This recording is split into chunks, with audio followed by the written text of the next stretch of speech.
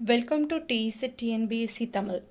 இந்த வீடியோவில் நம்ம என்ன டாபிக் பார்க்க போகிறோம் அப்படின்னா, தமிழில் 9th ஸ்டாண்டர்டில் இயல் 1 அதில் உரைநடை பகுதியில் திராவிட மொழி குடும்பம் இந்த டாபிக் தான் இந்த வீடியோவில் பார்க்க போகிறோம். நீங்கள் இன்னும் நம்ம சேனலை சப்ஸ்கிரைப் பண்ணலைன்னா சப்ஸ்கிரைப் பண்ணிவிட்டு பக்கத்தில் இருக்கிற பெல் ஐக்கானை கிளிக் பண்ணிக்கோங்க. நம்ம அடுத்தடுத்து போடுற வீடியோஸ் எல்லாமே உங்களுக்கு நோட்டிஃபிகேஷனில் உடனே வரும். வாங்க வீடியோக்குள்ளே போகலாம். உரைநடை திராவிட மொழி குடும்பம். திராவிட மொழிகளில் மூத்த மொழியாய் விளங்குவது தமிழ். திராவிட மொழிகளுக்கெல்லாம் மூத்த மொழி எதுன்னு சொல்கிறாங்க? தமிழ். தமக்கு தோன்றிய கருத்துக்களை பிறருக்கு உணர்த்த மனிதர் கண்டுபிடித்த கருவியே மொழியாகும். நம்மளுடைய எண்ணங்கள், நம்மளுடைய வெளிப்பாடுகளை இன்னொருத்தவங்களுக்கு நம்ம உணர்த்துறதுக்காக மனிதர் கண்டுபிடித்த ஒரு கருவி தான் மொழி அப்படின்னு சொல்கிறாங்க. முதலில் தம் எண்ணங்களை மெய்ப்பாடுகள், சைகைகள், ஒலிகள், ஓவியங்கள் போன்றவற்றின் மூலமாக பிறருக்கு தெரிவிக்க முயன்றன. இவற்றின் மூலம் பருப்பொருட்களை மட்டுமே ஓரளவு உணர்த்த முடிந்தது. நுண்பொருட்களை உணர்த்த இயலவில்லை. அதனால் ஒலிகளை உண்டாக்கி பயன்படுத்த தொடங்கியதோடு சைகையோடு சேர்ந்து பொருள் உணர்த்திய ஒலி காலப்போக்கில் தனியாக பொருள் உணர்த்தும் வலிமை பெற்று மொழியாக வளர்ந்தது. முதல்ல நம்மளுடைய எண்ணங்களை மெய்ப்பாடுகள், சைகைகள், ஒலிகள், ஓவியங்கள் மூலமாக பிறருக்கு தெரிவிச்சிருக்காங்க. இது மூலிமா பருப்பொருட்களை மட்டும்தான் ஓரளவு உணர்த்த முடிந்ததுன்னு சொல்கிறாங்க. அதாவது ஒரு பெரிய விஷயத்தை அவங்களால ஈஸியாக கன்வே பண்ண முடிஞ்சுது.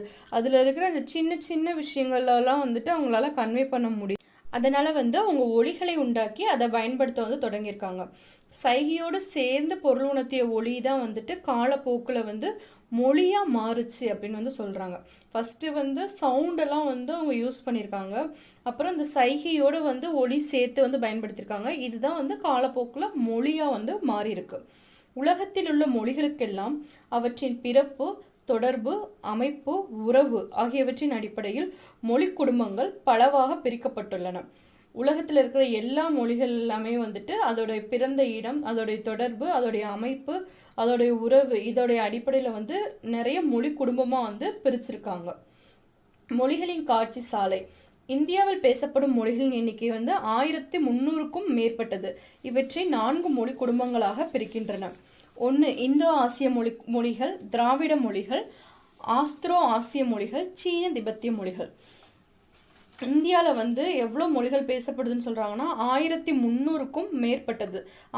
இதில் இது கொஷின் கேட்கலாம். அதாவது இந்தியாவில் எவ்வளோ மொழி பேசுகிறாங்கன்னா 1300ன்னு கொடுப்பாங்க, அதுக்கும் மேலன்னு கொடுப்பாங்க. நம்ம என்ன ஆப்ஷன் சூஸ் பண்ணோம்னா 1300க்கும் மேற்பட்டதுங்கிறத சூஸ் பண்ணணும். இதில் எத்தனை மொழி குடும்பங்கள் இருக்கு? 4 மொழி குடும்பங்கள் இருக்குது. இந்த இந்தோ ஆசிய மொழிகள், திராவிட மொழிகள், ஆஸ்திரோ ஆசிய மொழிகள், சீன திபெத்திய மொழிகள். பல மொழிகளும் பேசப்படுவதால் இந்திய நாடு மொழிகளின் காட்சி சாலையாக திகழ்கிறது என அகத்தியலிங்கம் குறிப்பிட்டுள்ளார். இந்தியாவில் நிறைய மொழிகள்லாம் இருக்கிறதுனால அது மொழிகளின் காட்சி சாலையாக திகழ்து அப்படின்னு யார் சொல்லியிருக்காங்கன்னா அகத்தியலிங்கம் சொல்லியிருக்கிறாரு. அப்புறம் உலகின் குறிப்பிடத்தக்க பழமையான நாகரிகங்களுள் இந்திய நாகரிகமும் ஒன்று என மொஹஞ்சதாரோ, ஹரப்பா அகழாய்வுக்கு பின்னர் உறுதிப்படுத்தின. இதை திராவிட நாகரிகம் என்று அறிஞர்கள் கருதுகின்றனர். திராவிடர் பேசிய மொழியே திராவிட மொழி எனப்படுகிறது. உலகில் இருக்கிற எல்லா நாகரிகத்துக்கும் பழமையானது இந்திய நாகரிகம் தான் அப்படின்னு எதை அடிப்படையாக வச்சு சொல்கிறாங்கன்னா இந்த ஹரப்பா மொஹஞ்சதாரோ அகழாய்வை அடிப்படையாக வச்சு சொல்கிறாங்க. இது எந்த நாகரிகத்தை சேர்ந்ததுன்னா திராவிட நாகரிகத்தை சேர்ந்தது. இந்த திராவிடர்கள் பேசிய மொழி தான் திராவிட மொழி அப்படின்னு அழைக்கப்படுது. திராவிடம் என்ற சொல்லை முதலில் குறிப்பிட்டவர் குமரில பட்டர். தமிழ் என்ற சொல்லில் இருந்துதான் திராவிடா என்ற சொல் பிறந்தது என்று மொழி ஆராய்ச்சியாளர்கள் கருதுகின்றனர். ஹிராஸ் பாதிரியார் என்பார் இம்மாற்றத்தை தமிழ், தமிழா, தமிழா, ட்ரமிழா, ட்ரமிழா, திராவிடா, திராவிடா என்று விளக்குகிறார். திராவிடம் என்ற சொல்ல யார் ஃபஸ்ட்டு யூஸ் பண்ணியிருக்காரு அப்படின்னா குமரில பட்டர். இது ஒரு முக்கியமான பாயிண்ட்டு. திராவிடம்ங்கிற சொல்ல முதல்ல யார் சொன்னாருன்னு அப்படின்னா குமரில பட்டர் தான் சொல்லியிருக்காரு. தமிழ்ங்கிற சொல்லு திராவிடா அப்படிங்கிற சொல்லுல இருந்து தான் பிறந்தது அப்படின்னு ஆராய்ச்சியாளர்கள்லாம் சொல்கிறாங்க. இதை ஹிராஸ் பாதிரியார் இந்த திராவிடாங்கிற சொல்லு எப்படி உருவாகி இருக்கலான்னு சொல்கிறாருன்னா தமிழ், தமிழா, தமிழா, ட்ரமிழா, ட்ரமிழா, திராவிடா, திராவிடா இந்த மாதிரி தான் அதோடைய மாற்றங்கள் கடைசி இந்த திராவிடாங்கிற வார்த்தை உருவாயிருக்கு அப்படின்னு ஹிராஸ் பாதிரியார் சொல்றாரு. அப்புறம் மொழி ஆய்வு. 18ஆம் நூற்றாண்டின் தொடக்கம் வரை இந்திய மொழிகள் அனைத்திற்கும் வடமொழியே மூலம் எனவும் அதிலிருந்து மற்ற மொழிகள் தோன்றி வளர்ந்தன எனவும் ஆராய்ச்சியாளர்கள் கருதுகின்றனர். 18ஆம் நூற்றாண்டு அந்த ஆரம்ப ஸ்டேஜ்லலாம் வந்துட்டு இந்திய மொழிகள் எல்லாத்துக்குமே வந்து பிறப்பிடம் வந்து எதுன்னு சொல்றாங்கன்னா வடமொழி தான் வந்து சொல்றாங்க. அதுல இருந்து தான் வந்து மற்ற மொழிகள் எல்லாமே வந்து தோன்றி வளர்ந்துச்சுன்னு வந்து சொல்றாங்க. அப்புறம் அறிஞர் வில்லியம் ஜோன்ஸ் என்பவர் வடமொழியை ஆராய்ந்து மற்ற ஐரோப்பிய மொழிகளோடு தொடர்புடையது வடமொழி என முதலில் குறிப்பிட்டுள்ளார். அறிஞர் வில்லியம் ஜோன்ஸுங்கிறவர் என்ன சொல்றாருன்னா, வடமொழியை வந்து ஆராய்ஞ்சு பார்த்துட்டு மற்ற ஐரோப்பிய மொழிகளோடு தொடர்புடையது தான் வந்து வடமொழி அப்படின்னு வந்து சொல்றாரு. யார் சொல்றாரு? வில்லியம் ஜோன்ஸ் வந்து சொல்றாரு. அப்புறம் 1816ஆம் ஆண்டில் பேராசிரியர்கள் பாப், ராஸ்க், கிரிம் முதலானோரும் மொழி சார்ந்த பல ஆய்வுகள்லாம் வந்து மேற்கொண்டிருக்காங்க. இதில் என்னென்ன பாயிண்ட்ஸ் இருக்குன்னா, 18ஆம் நூற்றாண்டில் வந்து வடமொழி தான் வந்து எல்லா மொழிகளுக்கும் வந்து தொடக்கம் அப்படின்னு வந்து சொல்கிறாங்க. வடமொழியிலேருந்து தான் மற்ற மொழிகள்லாம் தோன்றிருக்குன்னு சொல்கிறாங்க. அப்புறம் வில்லியம் ஜோன்ஸ் வந்துட்டு வடமொழி வந்து ஐரோப்பிய மொழிகளோடு தொடர்புடையதுன்னு சொல்கிறாரு. அப்புறம் 1816 வந்து பாப், ராஸ்க், கிரிமு முதலானவர்கள் வந்து மொழி சார்ந்த பல ஆய்வுகள்லாம் வந்து மேற்கொண்டிருக்காங்க.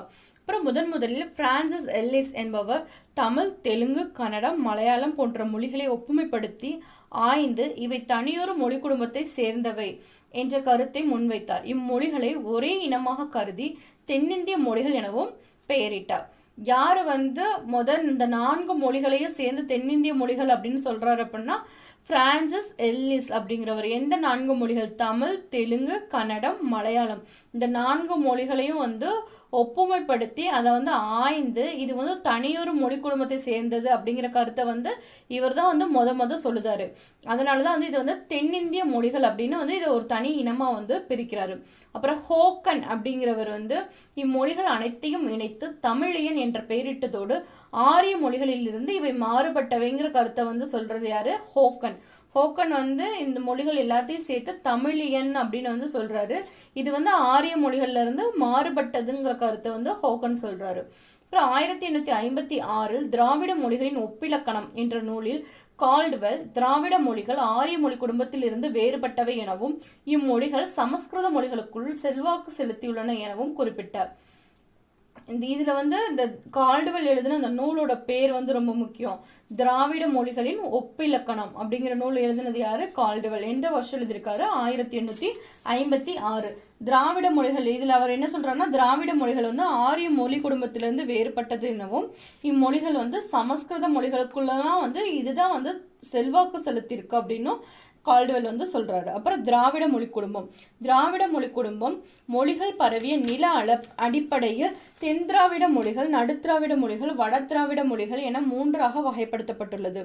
தமிழ், கன்னடம், மலையாளம் முதலானவை தென் திராவிட மொழிகள் எனவும் தெலுங்கு முதலான சில மொழிகள் நடுத்திராவிட மொழிகள் எனவும் பிராக்குயி முதலானவை வட திராவிட மொழிகள் எனவும் பகுக்கப்பட்டுள்ளன. திராவிட மொழி குடும்பம் வந்து இந்த நில அடிப்படையில வந்து 3 வகையா வந்து இதை வந்து பிரிச்சிருக்காங்க. ஒன்று வந்து தென் திராவிடம், அப்புறம் நடுத்திராவிடம், அப்புறம் வட திராவிடம். தென் திராவிடத்துல என்னென்னலாம் வருதுன்னா தமிழ், கன்னடம், மலையாளம் இது 3மே வந்து தென் திராவிடம். தெலுங்கு வந்து நடுத்திராவிடம். பிராக்குயி வந்து வட திராவிட மொழிகள்ல வந்துட்டு ஒன்னா வந்து சொல்றாங்க. அப்புறம் வந்து இதை பற்றி ஒரு டேப்லெட் காலம் மாதிரி கொடுத்துருப்பாங்க. இந்த தென் திராவிடம், நடுத்திராவிடம், வட திராவிடம் இது 3ல் வந்து என்னென்ன மொழிகள்லாம் வந்து வருதுங்கிறத பற்றி கொடுத்துருப்பாங்க. அதில் என்ன கொடுத்துருக்காங்கன்னா, தென் திராவிடத்தில் வந்து தமிழ், மலையாளம், கன்னடம், குடகு அதை வந்து கொடகுன்னு சொல்லுவாங்க. அப்புறம் துளு, கோத்தா, தோடா, கொரஹா, இருளா இது எல்லாமே வந்து தென் திராவிட மொழிகள். நடுத்திராவிட மொழிகள் வந்து தெலுங்கு, குயி, குவி, கூவி, கோண்டா, கோலமி, கொலாமி, நாய்க்கி, பெங்கா, மண்டோ, பாஜி, கதப்பா, கோண்டி, கோயா இதெல்லாமே வந்து நடுத்திராவிடம். வடத்திராவிடம் வந்து குருக், மாலத்தோ, பிராக்குய் இல்லைன்னா பிராக்குயி இது வந்து வட திராவிடம். தென் திராவிடத்தில் வந்து மொத்தம் எத்தனை இருக்குன்னா 9 மொழிகள் இருக்குது. நடுத்திராவிடத்தில் 3, 6, 9, 12 மொழிகள் வந்து நடுத்திராவிடத்தில் இருக்குது. வடத்திராவிடத்தில் வந்து 3 மொழிகள் இருக்குது. தென் திராவிடம் 9, நடுத்திராவிடம் 12, வடத்திராவிடம் 3 மொழிகள் இருக்குது. இந்த பட்டியலில் உள்ள இந்த 24 மொழிகள் தவிர அண்மையில் கண்டறியப்பட்ட எருக்கலா, தங்கா, குறும்பா, சோலிகா அப்படிங்கிற 4 மொழிகளையும் சேர்த்து திராவிட மொழிகள் மொத்தம் எத்தனைன்னு சொல்றாங்கன்னா 28 மொழிகள் இருக்குன்னு வந்து சொல்றாங்க. திராவிட மொழிகளுக்குரிய பொது பண்புகள். சொற்களின் இன்றியமையா பகுதி வந்து வேர்ச்சொல். அடிச்சொல் அப்படின்னு 2 வகைப்படும். இந்த திராவிட மொழிகளின் சொற்களை ஆராய்ந்தால் அவை பொதுவான அடிச்சொற்களை கொண்டிருப்பதை காண முடிகிறது. இதுக்கான சான்று கீழே கொடுத்துருக்காங்க.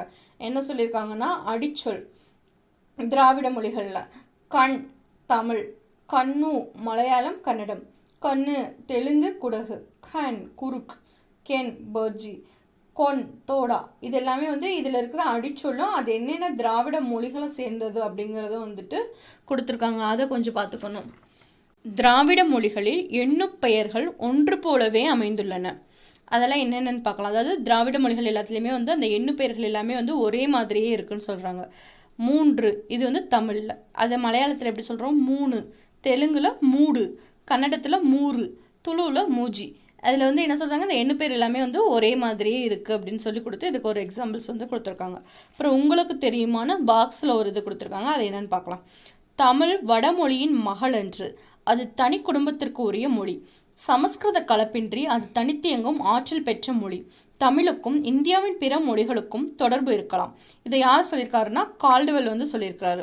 தமிழ் வடமொழியோடைய மகள் கிடையாது. அதாவது வடமொழியிலிருந்து வந்தது தமிழ் கிடையாது.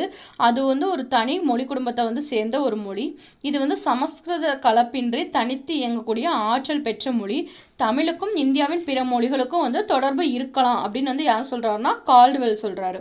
அப்புறம் பால் பாகுபாடு. திராவிட மொழிகளில் பொருட்களின் தன்மையை ஒட்டி பால் பாகுபாடு அமைந்துள்ளது. ஆனால் வடமொழியில் இவ்வாறு அமையவில்லை. இம்மொழியில் கைவிரல்கள் பெண்பால் என்றும் கால்விரல்கள் ஆண்பால் என்றும் வேறுபடுத்தப்பட்டிருக்கின்றன. திராவிட மொழிகளில் பொருட்களுடைய தன்மையை ஒட்டி அதோடைய பால் பாகுபாடு எல்லாமே அமைந்திருக்குன்னு சொல்கிறார். ஆனால் வடமொழியில் இதெல்லாமே கொடுக்கல. இப்போ இந்த மொழியில் கைவிரல்களை பெண்பால்னும் கால்விரல்களை ஆண்பால்னும் வேறுபடுத்தி சொல்லியிருக்காங்க.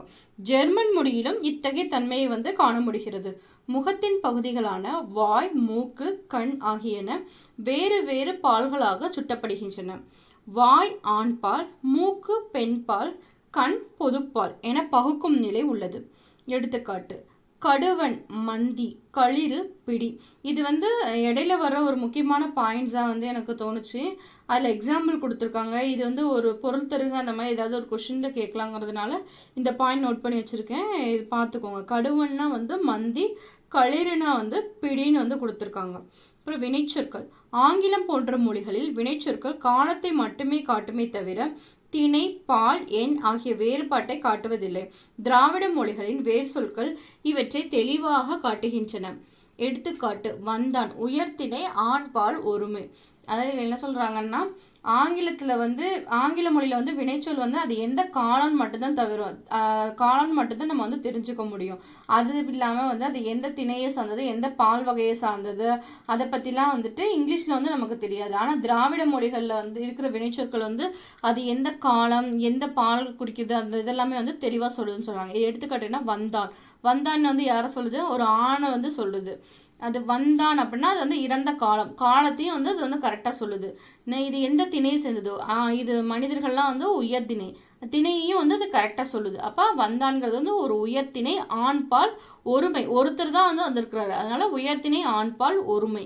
இவ்வியல்புக்கு மாறாக மலையாள மொழி மட்டுமே அமைந்துள்ளது. அம்மொழியில் திணை, பால், எண் ஆகியவற்றை காட்டும் பாலறி கிளவிகள் இல்லை. திணைச்சொற்களாலேயே ஆண் பெண் பகுப்பை அறிந்து கொள்ள முடியும். இதுக்கு ஆப்போசிட்டாக இருக்கிறது ஒரே ஒரு மொழி மட்டும்தான் சொல்கிறாங்க. அது என்ன மொழினா மலையாள மொழி. மலையாள மொழியில் திணை, பால், எண் இதெல்லாமே ஆகியவற்றை காட்டும் பாலறி கிளவிகள் அதில் இல்லை. தனிச்சொற்களாலே தான் நம்ம அந்த ஆண் பெண் பகுப்பை அறிந்து கொள்ள முடியும்னு சொல்கிறாங்க. அப்புறம் கீழே சில திராவிட மொழிகளின் பழமையான இலக்கிய இலக்கணங்கள் பற்றி ஒரு டேப்லெட் காலம் கொடுத்துருக்காங்க. அதை கொஞ்சம் பார்த்துக்கலாம். இதில் ஃபஸ்ட்டு மொழி, இலக்கியம், காலம், இலக்கணம், காலம், ஆதாரம். இதில் ஃபஸ்ட்டு தமிழ்மொழி. தமிழ்மொழிக்குள்ள இலக்கியம் சங்க இலக்கியம் கொடுத்துருக்காங்க. இதோடைய காலம் பொது ஆண்டுக்கு முன்பு, பொது ஆண்டுக்கு பின்பு 2ஆம் நூற்றாண்டு அளவில். இலக்கணம் தொல்காப்பியம். காலம் பொது ஆண்டுக்கு முன்பு 3ஆம் நூற்றாண்டு அளவில். அதற்குரிய ஆதாரம் தமிழ் இலக்கிய வரலாறு மூவாவோடது சாகித்ய அகாடமி விருது பெற்றது. அப்புறம் கன்னடம். கவிராஜ மார்க்கம். பொது ஆண்டுக்கு பின்பு 9ஆம் நூற்றாண்டு. இதோடைய இலக்கணமும் கவிராஜ மார்க்கம். பொதாண்டுக்கு பின்பு 9ஆம் நூற்றாண்டு.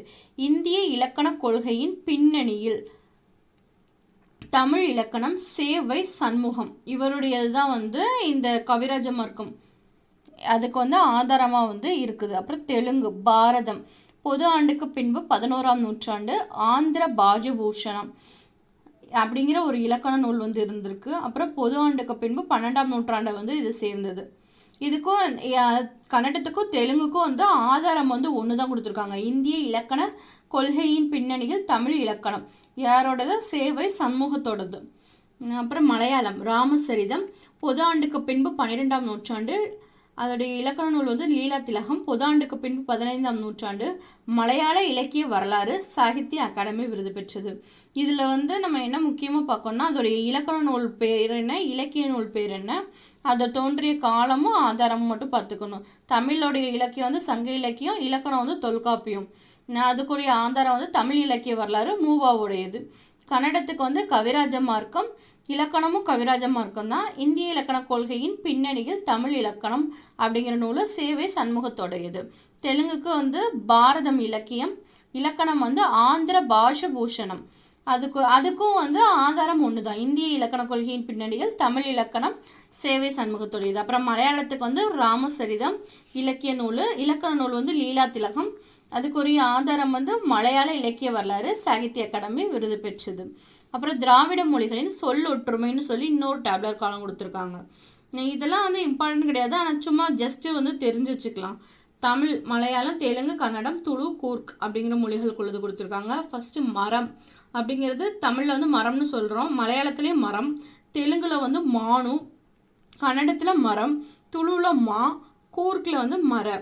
அப்புறம் ஒன்று அப்படின்னு தமிழில் குறிப்பிடுறது வந்துட்டு மலையாளத்தில் ஒன்று, தெலுங்கில் ஒக்கடி, கன்னடத்தில் ஒத்து, துளுவில் ஒஞ்சி, கூர்க்கில் வந்து கொடுக்கல.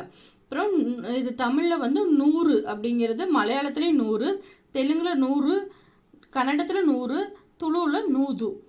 அப்புறம் தமிழில் நீ அப்படிங்கிறது மலையாளத்தில் நீ, தெலுங்கில் நீவு, கன்னடத்தில் நீ, துளுவில் ஈ, கூர்க்கில் நின். அப்புறம் தமிழில் 2 அப்படிங்கிறது மலையாளத்தில் ஈரெண்டு, தெலுங்குலேயும் ஈரெண்டு, கன்னடத்தில் எரட்டு, துளுவில் ரெட்டு, கூர்க்கில் கிடையாது. அப்புறம் 4 அப்படின்னு தமிழில் சொல்கிறது வந்து மலையாளத்தில் நாள் இல்லை நாக்கு, தெலுங்கில் வந்து நாலுகு, கன்னடத்தில் 4, துளுவில் 4. அப்புறம் தமிழில் 5 அப்படிங்கிறது மலையாளத்தில் 5, தெலுங்கில் 5, கன்னடத்தில் 5, துளுவில் 5, கூர்க்கில் வந்து கொடுக்கல. இது சும்மா ஜஸ்ட் நம்ம சும்மா பார்த்து வச்சுக்கிட்டா போதும், இதெல்லாம் வந்து அந்தளவுக்கு இம்பார்ட்டன்ட் கிடையாது. அப்புறம் உங்களுக்கு தெரியுமான்னு சொல்லி ஒரு இது கட்டன் போட்டு ஒரு இது கொடுத்துருக்காங்க. அதில் என்ன சொல்லியிருக்காங்கன்னா மொரீஷியஸ், இலங்கை உள்ளிட்ட நாடுகளில் பணத்தாளில் வந்து தமிழ் மொழி இடம்பெற்றுள்ளது. மொரீஷியஸ்லேயும் இலங்கையிலையும் வந்துட்டு அங்கே இருக்கிற அந்த ரூபா நோட்டில் வந்து தமிழ் மொழி வந்து இடம்பெற்றிருக்கு அப்படின்னு வந்து சொல்லியிருக்காங்க. இவ்வளோதான், இந்த உரைநடை லெசன் வந்து முடிஞ்சிருச்சு. இந்த வீடியோ உங்களுக்கு பிடிச்சிருந்தா லைக் பண்ணுங்கள், உங்கள் ஃப்ரெண்ட்ஸோடு ஷேர் பண்ணிக்கோங்க. மறக்காமல் எங்கள் சேனல் TNBC தமிழை வந்து சப்ஸ்கிரைப் பண்ணி பக்கத்தில் இருக்கிற பெல் ஐக்கானை கிளிக் பண்ணிக்கோங்க. இந்த வீடியோ பற்றின உங்களுடைய கருத்துக்களை கீழே கமெண்ட் பாக்ஸில் சொல்லுங்கள். தேங்க்யூ.